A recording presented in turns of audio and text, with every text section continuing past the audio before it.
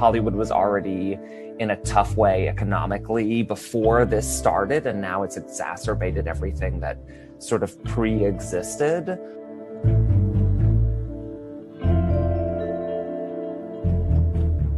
It's going to take a lot to get movie and TV productions up and running again. Right now, people are hopeful that things can sort of come back into play around July and August. That may or may not turn out to be overly optimistic, but no matter what happens, it is inevitable that new parameters are going to have to be put in place in terms of how productions work. I mean, these are usually sets that comprise 100, perhaps hundreds of people at once, and that's just not a condition that people can work in right now.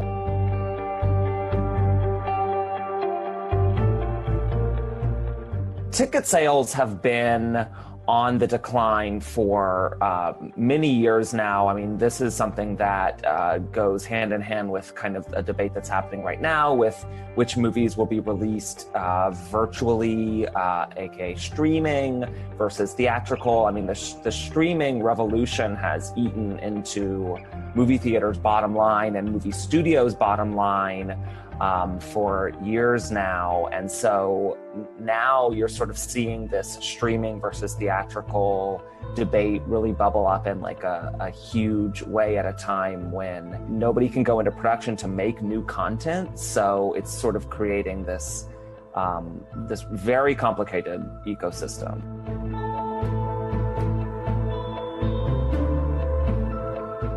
Movies like Mulan, Black Widow, A Quiet Place 2, the new James Bond, those tentpole blockbusters that have the chance of grossing as much as $1 billion, perhaps more, will not be released for streaming exclusives. It doesn't make sense financially. We are going to see inevitably more movies follow the path that The Lovebirds, for example, has taken. That was a Paramount comedy that got sold off to Netflix a few weeks ago, starring Issa Rae and Kumail Nanjiani.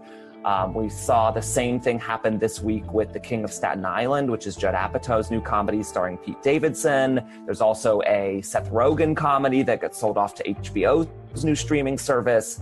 So you can see in this which movies are really deemed lucrative and which aren't.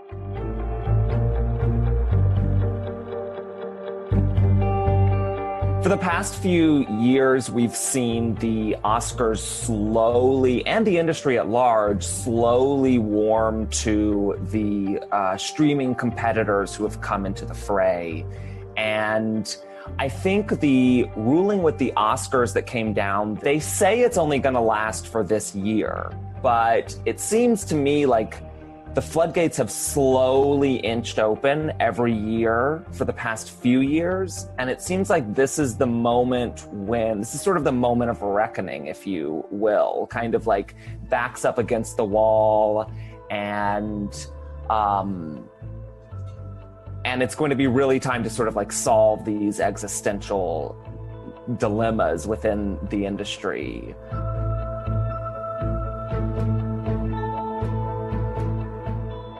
There are meetings going on, virtual meetings with producers, unions, studio executives, so on and so forth, to try to put these protocols into play. And they're talking about things like no more communal craft service, skeleton crews, having everybody except for the actors wear masks, no more guests permitted on the set, extra sanitation measures, all the kinds of things that make obvious sense in terms of how movie sets are run. We're going to see a lot of creative solutions get taken, assuming that anything can even go back into